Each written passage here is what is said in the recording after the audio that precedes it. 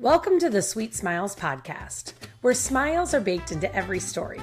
I'm Chelsea Bogg, Marketing Director with Icing Smiles, and in this podcast, we share the heartfelt stories of the families, volunteer bakers, donors, and community members who make our mission possible. Every dream cake has a story behind it, and today we're sharing one of those stories. Hey everybody, welcome back. Today's guest is Monica, a sugar angel, local outreach ambassador for Icing Smiles, respiratory therapist, mom of 3, and a passionate baker whose journey has taken her from baking alongside her grandmother to auditioning for the Great American Baking Show. Along the way, she's discovered that the most meaningful part of baking isn't just what comes out of the oven, it's the love and the stories baked into every layer. Monica, thanks so much for being here today. I'm so excited for you to tell us about your journey and what inspires the beautiful work that you create. Aw, thank you. I'm so excited to be here. Thanks. So to start off, tell us a little bit about yourself and how baking became a part of your life.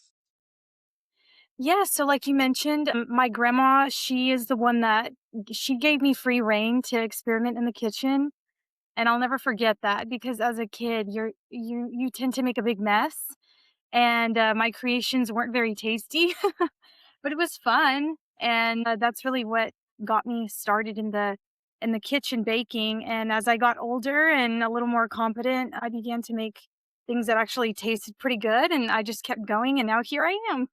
That's awesome. I too, both of my grandmothers actually professionally decorated cakes.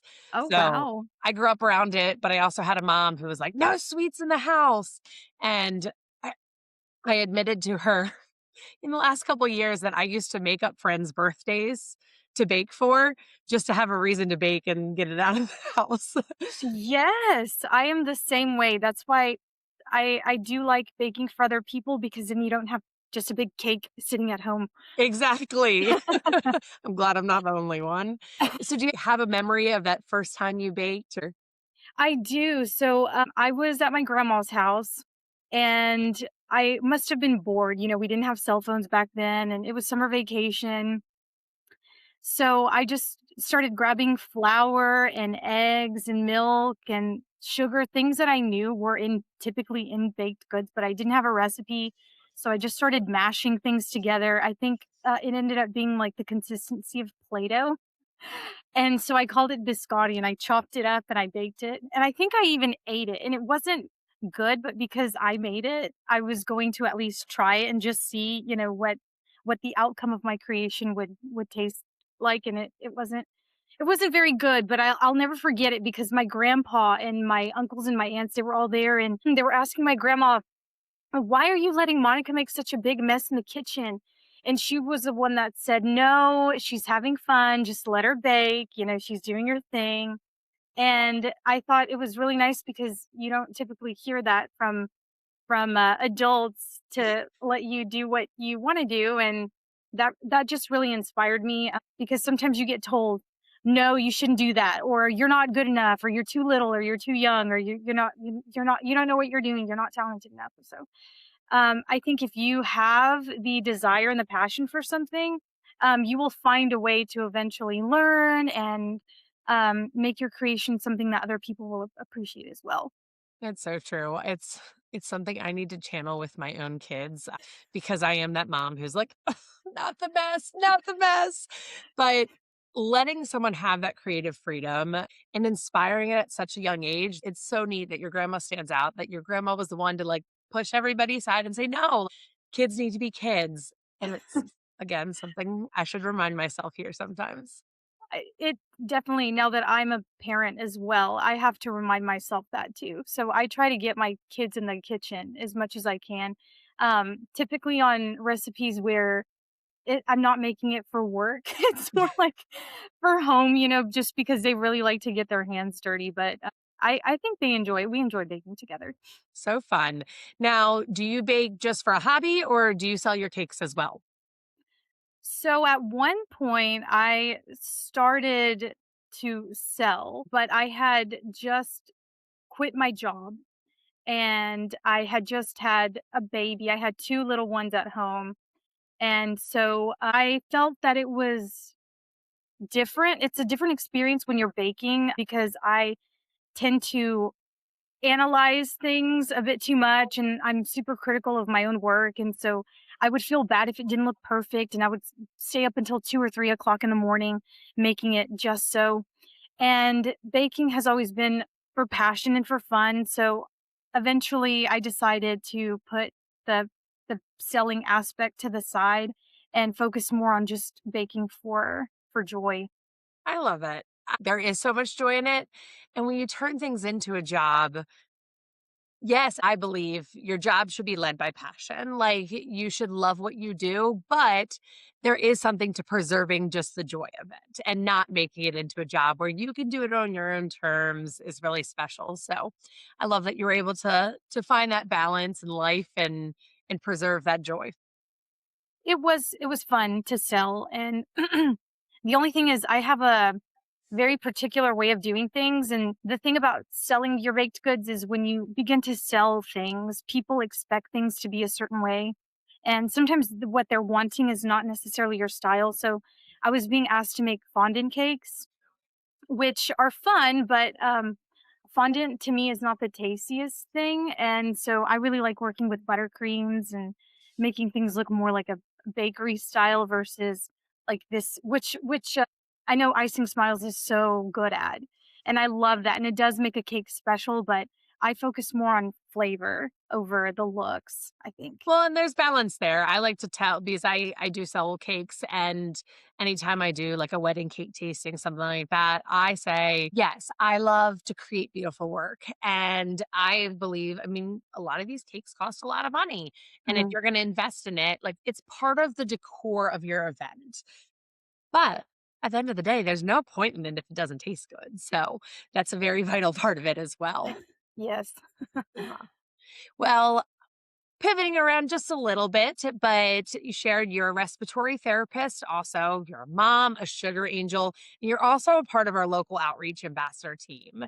How did those different roles influence one another? We had a meeting at work where we were brainstorming ideas on different ways that we could reach out to our patients to provide services for them. And we have these meetings pretty much weekly. And so I started doing a little bit of research online. And that's whenever I came across Icing Smiles. And I think the clinic here was already familiar with Icing Smiles. It was just not being utilized very much. So as I read more about the mission statement and how it was created, I realized that it would be really cool actually if I could volunteer and maybe get involved a little bit more with Icing Smiles because I do love volunteering.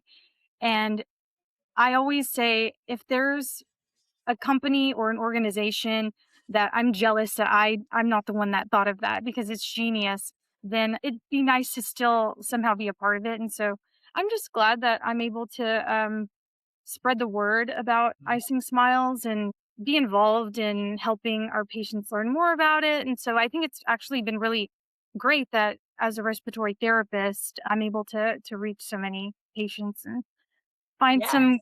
people who could really use a cake. Yeah, we love the amount of volunteers that we have, and it's so cool how many volunteers get Icing Smiles from so many different angles. We've had families who join our administrative team. Then we have people in the medical field who are also bakers. There's so much overlap in each of these that I never realized how many medical professionals are also bakers and that it's their therapy themselves. So we're so lucky at Icing Smiles to have you and so many others who want to dedicate your time in multiple aspects. But the healthcare industry can be emotionally draining. It's a field that can take a lot out of you. How's your work as a respiratory therapist changed the way that you view celebrations and special moments? That's a great question, especially since I think we all remember when COVID hit. That was a pretty rough time for a lot of people in healthcare.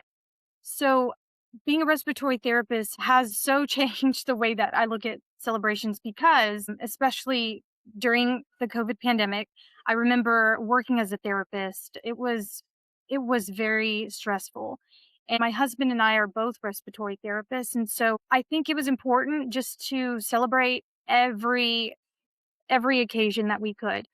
any reason to just have a moment to, if nothing more, sit at the table together as a family and just be full of gratitude for the things that we are blessed with in our lives became super important, especially as we were seeing patients in the hospital who couldn't see their families for a long time, and the families in their perspective not being able to visit a sick loved one in the hospital is very heartbreaking, especially if you don't know what the outcome of their illness will be. And that really made it just that much more obvious that we needed to celebrate the fact that we were healthy. And if we were sick, it was equally important to take time to fully recover, because I know that working is important, especially if you're needed at work and healthcare. It's really important that you show up to work. But if you have to take a moment to yourself, then you shouldn't feel guilty about that, because you want to be your best for your patients and you don't want to show up to work and make other people sick. Yeah. So, yes, we celebrate everything. I love celebrating my kids' birthday parties, and any occasion at work where I can bring a cake is always nice. They're really great points. I commend you and everybody in the healthcare industry for what you do. You are such an important role in this world, and we need you. But taking time for yourself, but also finding the reason to celebrate those little moments, and that's what Icing Smiles is all about. And realizing as you're treating sicknesses and lifelong conditions and everything under that wheelhouse, how important cherishing those little moments are, because none of us are guaranteed tomorrow, and celebrations, everything's worth celebrating. I'm somebody who loves, I love a party. I love to have a good time and celebrate, and it doesn't have to just be a birthday. It doesn't have to, be an anniversary, whatever it may be. Celebrate today. And that's the cool part about an Icing Smiles cake, even, is that we have restrictions of how many cakes you can receive. I don't know. If you want to throw a party for it being Tuesday, throw a party for it being Tuesday. That's the great part of it, that choose a reason to celebrate, and we're not going to tell you you can't celebrate that. Right. So my husband had a birthday during the pandemic, and I did too. Our birthdays are pretty close to each other, but he was working and I was at home, so I had some time on my hands. So we had a virtual birthday party for him over Zoom, and I invited everybody that I knew would be interested in celebrating my husband's birthday. So it was kind of nice, actually. We don't often take the time to celebrate things, as especially as adults. We always throw the birthday parties for the kids, but I think it's so important to throw parties even as an adult for your spouse, and celebrate things that are happening in your own life, because for one, the kids love to celebrate that, and they like to see what you've done as a parent, as an adult that they're looking up to. But also, I think other people enjoy partying as well, and it's just a reason to get together and be around the loved ones, your family and friends that are important to you. Such great points. And kind of what you brought up of doing that virtual birthday party, COVID taught us something about what our medical families go through that they understood long before COVID was ever a thing. And the restrictions that are in place of not being in large groups, things like that.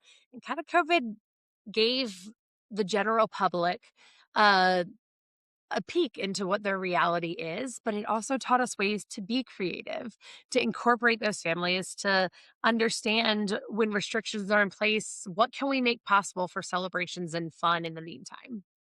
Yes, that's so true.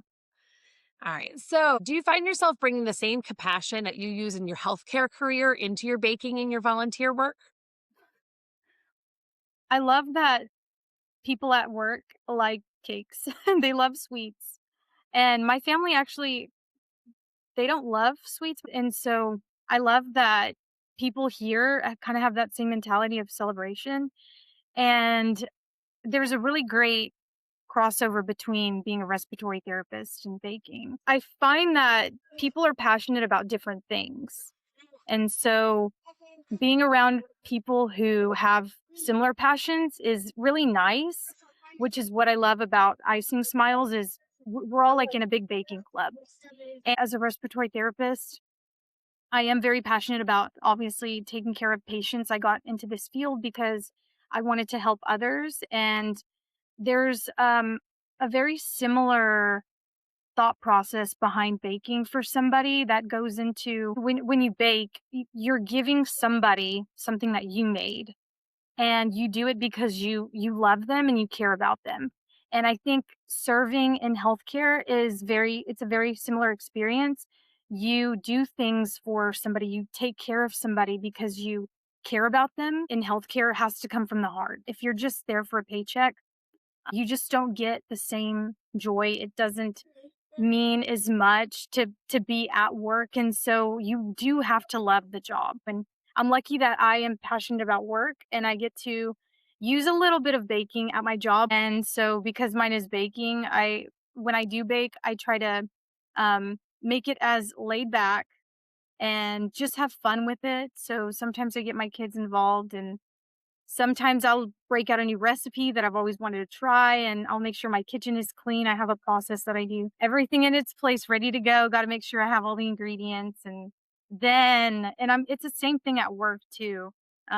Because when you want to do a good job and you're passionate about something, you tend to really learn as much as you can about it. And so at work, I also have my process where I've got like certain things that I have to have before the day can begin. And I don't know, maybe it's just me, but I think it helps to Definitely. produce a good outcome. Yeah, in culinary school, it's mise en place is the French Yes, term for no, it. I didn't know if you would be familiar. Yes, in French, Yep. everything in its place.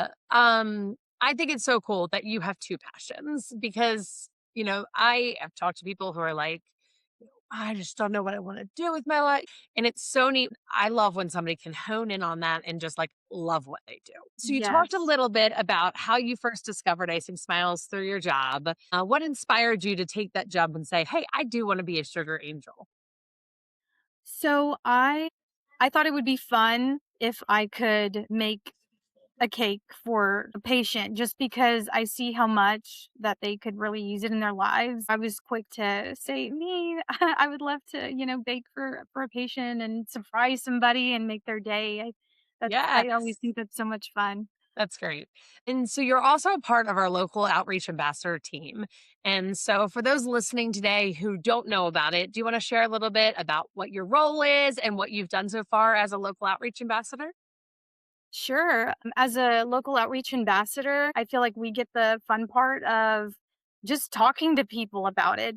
So many people just don't know that there are such generous, giving people out there in the world who are willing to make somebody's day, make a child's day, or make their brother or sister who has to be at the hospital all the time. We don't always think about how disease or an illness in the family will affect everybody, how wide that struggle, that strain, it doesn't just impact the child, it really affects so many people in their lives. And so I think it's great that there's an organization like Icing Smiles who can hopefully inject a little bit of happiness just for that one moment where they so that they can forget about what they might be going through or what they might be facing. And so I like being able to chat with my fellow medical professionals in the community and just touching base with them and making sure that they know that we're here in case they know of any families who would really benefit from something like this. Yeah, we are so lucky, Shelly, who spearheads the whole local outreach ambassador team. But for each of you that have joined the powering force to make sure Icing Smiles is known, to make sure people who can be served by us are served by us, to make sure any baker who wants to use their time and talent for good can. The local outreach ambassador team has been a recent-ish in the last couple years group that's formed, and the power of the impact of spreading the word in your local area and as we have more people doing that in their local area, we will be known nationwide in every town. Our goal at Icing Smiles is to become a household name. We want Icing Smiles to roll off of somebody's tongue and your person you're talking to be like, oh, yeah, love that group. But right now, a lot of times we say, hey, Icing Smiles, we serve critically ill children cakes free of cost. And people are like, wow, what a cool idea. I've never heard of that, which we love that we can tell them. but we want everybody to have heard of it already. So thank you for being a part of that driving force and that driving mission. Oh, yeah. People are very shocked, but I love that there's such a generous community. And I think it has to start small. If you have people in your community that are in need and you can spread the word, it's so good to be involved in that way so you can get to know more people. And as they benefit from getting a cake, they can share that experience with other people. And hopefully, more and more people have that experience as well. Yes, definitely. So how many cakes have you served with Icing Smiles? I haven't served any. Oh, not yet. You'll have to maybe send some my way. Yes. So for everybody listening, we have people who sign up with us, and it just really depends on the area on how quickly that first call to action comes. So hopefully, Monica, we will have one coming your way soon. Be I would patient, love but that. it's worth it when the time comes. I've been a sugar angel since 2013. So going on 13 years now. And in the 13 years, I just hit 10 cakes. So there's times where, I had 3 or 4 back to back and then had a little lapse. And again, that's what's part of that local outreach team. And the cool part of being a local outreach ambassador in your town is that cakes are served and scheduled to a local baker. So the more awareness you grow, the higher the chance of you getting that call to action. So I hope one's coming your way here soon. Me too. That would be so exciting. Yes, when that email comes in, there is nothing like I was on a cruise the last time I got my call to action, and I had just by chance paid for internet for 1 day to check in on, like, life in the world, and I opened my email and my call to action was there. I'm like, "Oh, click it." So, I it's love fun, that. and then you get to find out the theme and just get creative. There's joy for the families, there's joy for the child that you're serving, taking something off of parents. There's so much joy as the baker also. Yes. So we're going to pivot a little bit and I want to hear if you're open for it a little bit about your application process for the Great American Baking Show. Oh, It, sure. I know you didn't get onto it, but I still think it's so neat for bakers who are listening to hear kind of about the process and your love and passion for what you do and going into it. So what made you to decide to audition? I auditioned right around the time of COVID as well. We were all on our internet so much during that time. And I didn't even know that you could. I guess I never thought about the process of auditioning to be on TV, but people have to be interested in doing it and anybody can apply. And so I thought, why not? The scariest part was filming a video to submit. You want to make a good impression. So I thought, what do I have to lose? So I filmed it in my backyard and I really wasn't expecting much to come of it. But lo and behold, I had forgotten all about it. And then a few months later, I got a text message that said, "Hey, we got your application. Everything looks great. We'd like to move forward. And can you send us some more pictures? And we'd love to chat with you over the phone." And I really thought it was a joke. I had to pause for a moment and ask myself, is this real life? I mean, But spam texts are a thing. You got to be careful. but who else would call you to say, "Hey, you're Right. you're gonna be." So once reality kicked in a little bit, there was a telephone interview and they asked questions, which I thought was cool because bakers like to show off their baking knowledge. And some of the questions they had, it was tougher than what I thought. Like one of the questions was, "What is a pastry cream called?" That is made up of whipped cream and creme patissier. And I thought, well, I don't think I know that. But I learned something, Mhm. creme diplomat. Have you Uh-huh. ever heard of that?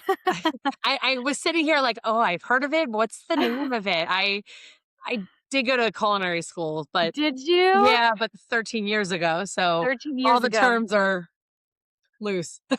No, I was very surprised by how much in depth other bakers' knowledge has to be for them to even ask these questions.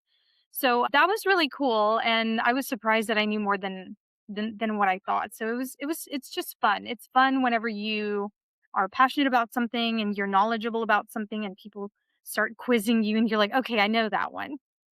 So that Yeah, was fun.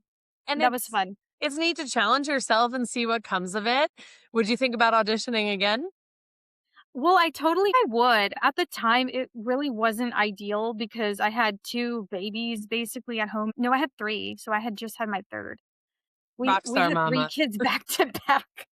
So, auditioning was a lot of fun. I had to drive for a tasting, which was probably the most stressful part because they don't have any in Texas where I'm from, and I had to drive to Atlanta with, my baked goods and try to get them all there in one piece, and during the tasting, I met some of the bakers. I had an opportunity to chat with them, and some of them had flown in and rented a B&B and baked in the B&B, which I think is so risky. They flew in with their ingredients.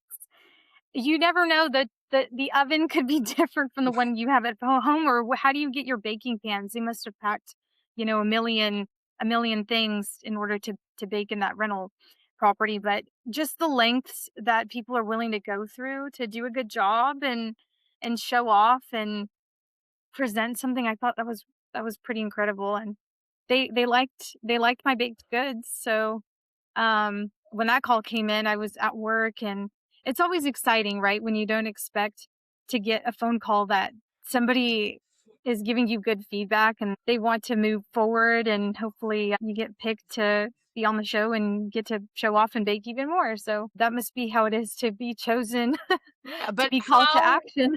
how exciting for you though to make it as far as you did, because there's plenty of people who create that backyard video and they're like, "Cool, thanks." You got so far in the process, and that alone deserves a huge props to you. Thank you. It's Yeah. definitely it's a roller coaster. It's a roller coaster. You get the call and then you're excited, but then you know that there's another step after this, and you're just jumping that one hurdle and not really expecting to move forward because realistically there can only be so many out of hundreds of thousands of people. But you get the call and then you're excited, and then you just tell yourself, if I can just get through this next step, that'll be good enough if I can just make it through this one thing, even if I don't get chosen. So every time I got that call, it was just like, "Oh my gosh, I didn't expect to make it this far." So that was really exciting. So cool. A lot to celebrate. And that just goes to show too, put yourself out there, try, you never know what Yes, will come of it. that's exactly right. I think that was the biggest lesson that I learned. I really was going through a phase in my life as a therapist. There was a lot of burnout happening, and there were some doubts, and I had a lot of uncertainty about whether I wanted to continue in the field. And I think that's probably normal for most people. At some point in time, we just question, really committed. Why did I get myself into this? But when you are called to do something, it can be difficult, especially when you begin doubting yourself, and you just have to put faith. You're there for a reason. You've got to put a lot of faith and stock into understanding that you were prepared. If you were prepared for the moment that you were called to respond to, then usually everything's okay. You just have to have faith in yourself and rest assured that there's a reason why you were chosen, and that you have to be brave enough, and you've got to be committed to take on that call and just give it your best, knowing that there's going to be a time when you're going to be on the other side of it, and then you can look back and see all the great things that have come of it, and have made some meaningful memories on the way. I feel like it's when you don't wanna do something, or when you're most scared, or it's exciting, but you also know that there's gonna be a lot of work to be done, that you end up reaping the most benefit out of that, because it's just like this grand adventure, and being able to look back in hindsight is always the best part of it. Yes. Because then you really get to appreciate, like, wow, I didn't expect so much of that to impact me in such a deeply meaningful way, in a way that really impacts you for the rest of your life, whether you're serving patients or baking a cake for somebody. It's those memories that end up staying with you forever. Yeah, that's exactly what Icing Smiles is about is yes, we serve a cake and but there's people who say it's just a cake. Well, no, it's the memories, it's the feeling, it's those moments that last way past that cake itself. And you're so right. That concept works in so many different facets, but that's why we're here and that's why we do what we do. Oh, yeah. So, And kind of to finish us off, I have some fun, lighthearted baking questions just to kind of see what you like and love. And it's fun for the listeners to kind of compare it to them. So, what is one baking trend that you love? one baking trend. I really love those old-fashioned looking cakes. I think they're called vintage cakes. Uh-huh. I'm not really on social media, but I have seen those where they do all the intricate pipe work. Yes. I used to watch that show, Carlos Bakery. Uh-huh. Is that what it's Yeah, called? Buddy The sh Buddy Valastro. Buddy, yes. So he's Italian and he does all the hand piping. I think there's so much, artistry in hand piping buttercream, and I love that it's a trend now to make the cake as ornate as possible and have all the different tips and do all the I love when they do the drop icing Yes. to make the little lines on it. You've gotta be really precise with how you do that, so Me I think it's too. great. I love that trend also, and it's cool. My grandmother, like you, I learned around her, and she has passed down books to me from her work, wedding cakes that she did, and it's a trend that's, like, come back, and they are vintage for a reason, and there's such talent behind it. I too much prefer buttercream over fondant, and it's amazing the detail that you can incorporate with buttercream that everyone thinks, "Oh, well, the fondant cakes are the decorative ones, they're the pretty ones," and I'm like, "Well, they don't have to be." No, I agree. The fondant is cool too, and I've seen a lot of classes where you can learn how to make characters. And I think that's so cute that you can do that, and I love that, but there's just something about having this beautiful cake where it's all edible, it's all gonna taste yummy, and people back then, I don't think they used fondant. I love classic recipes, things that have been passed down over time, Yep. and there's nothing more classic than, like, Swiss meringue or Italian meringue. They're so silky, and Mhm. you can't really find those in stores, so once you've experienced that, it's really hard to go back. Yeah, so true. I'm a Swiss Marine buttercream girl myself. Is there a baking trend that you wish would disappear? Well, the font. The fondant. Yep. I mean, I think it's cool to incorporate that because, it does make the cake look really smooth. But with, the all the characters, it's so hard. And the cookies, I'll say that I'm not a fan of the iced sugar cookies Yeah. because they don't taste as yummy. And to me, that's like a more of artwork.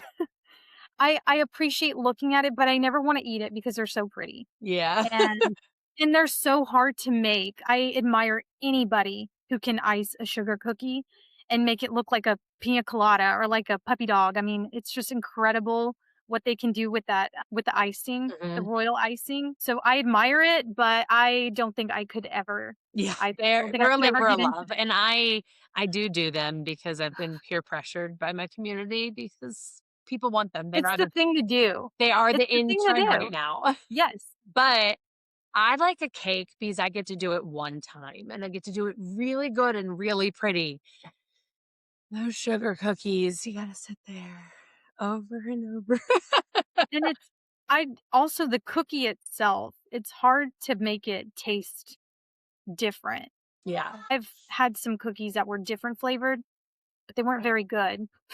yeah, So there's only so much you can do with a cookie. With a cake, it seems like in other pastries, it seems like there's so many other possibilities and ways that you can change it up and make it taste different. yeah. That's actually leads right into my next question, which is, do you have a secret weapon ingredient? A secret weapon ingredient. I don't necessarily have a secret weapon ingredient, but for anyone who is interested in baking, who is used to using maybe box cake mix and wants to try making something homemade from scratch, I think it's important to use the best quality ingredients that you can because it doesn't seem like it would make a big difference, but you can really taste the quality when you use real butter. You can really taste a difference when you use good quality eggs and good flour. If you are wanting to bake for the first time, go out and buy fresh ingredients. Don't use the flour that's been sitting in your pantry for 2 years or um margarine or oil. Try to use good quality ingredients, vanilla, things like that. And when you put it all together, you can really taste you can taste the difference. You Yeah, really I think can. that's a great secret weapon because it does. One, I would have said vanilla extract because I don't think you can put enough vanilla or vanilla bean into anything, in my opinion. But quality is so important. There is a difference. So I couldn't agree more. So if there was anybody that you could bake for, living or dead, who would it be? Oh, that's such a hard question. Oh, you know what? I would bake for my grandma. I would. She passed away. And at the time, I was so busy. I was getting married and I had just had my first baby, and she loved sweets. I must have gotten it from her because she always had some kind of candy and she was always passing out candy to all the grandkids. And so on the baking show, actually, I devoted one of my creations. It was a Mexican celebration cake, I called it. It was like a birthday cake, but it was churro flavored and it had a dulce de leche filling and a Mexican hot chocolate ganache. Yum. And I was so inspired by my grandma, and I don't feel like I ever got to bake much for her, so I would love to just make one last thing for her to try and So enjoy with her. special. But I have no doubt she's proud of you and all you've done with baking, and so cool for her to be that core of it and who blossomed that passion in you. So, my last question for today is, what does the term baking a difference mean to you? So, baking a difference is obviously a play on making a difference, and we all can make a difference in some way, in some form. And for somebody who maybe has a talent for baking, you can totally use your talent to make a difference in somebody's life. And at Icing Smiles, it's just a coincidence that, everybody here loves to bake and is good at baking and can literally bake a difference. But for sure, if you have the passion of the passion behind giving to others, I think that's really key component of making a difference. Is it has to come from the heart. And whenever you truly do want to make a difference in somebody's life, if you can use your baking talent to do that, I think that is such a special experience for not only yourself, but anybody else who's on the receiving end of that. They can tell when you are passionate about what you're doing and when you're giving it out of the kindness and generosity of your heart. It Yeah. means so much more. Yeah, we've talked so much about passion in this conversation, and I love it because I do believe that passion needs to lead behind everything we do. And part of that slogan is something as small as baking can be that thing that makes a difference. It doesn't have to be some grandiose movement. Bringing your coworkers some sweet treats, serving a child a cake right there makes a huge difference. For sure. Well, Monica, thank you so much for sharing your story with us today. I love hearing about the people and the experiences that have shaped not only your baking, but who you are. It's such a great reminder that every cake tells a story, not just about the person receiving it, but about the baker who created it. To everybody listening, I hope today's conversation inspires you to embrace your own journey and remember your unique experiences are what makes your creation so special. Whether you've been baking for years or you're just getting started, join us as a sugar angel. You have something meaningful to share with the families that we serve. If you enjoyed today's episode, be sure to subscribe to the Sweet Smiles podcast, leave a review, share this episode with your fellow bakers or somebody who believes in the power of creating joy through cake. Until next time, keep baking, keep sharing your heart, and remember, every cake has the power to create a smile that lasts far beyond the celebrations. Thank you for listening to the Sweet Smiles podcast, where smiles are baked into every story. If today's story inspired you, we invite you to learn more about how you can support the mission of Icing Smiles, whether that's by volunteering, donating, or simply sharing our story. You can find out more information at www.icingsmiles.org. Until next time, keep spreading kindness and helping us bake more smiles.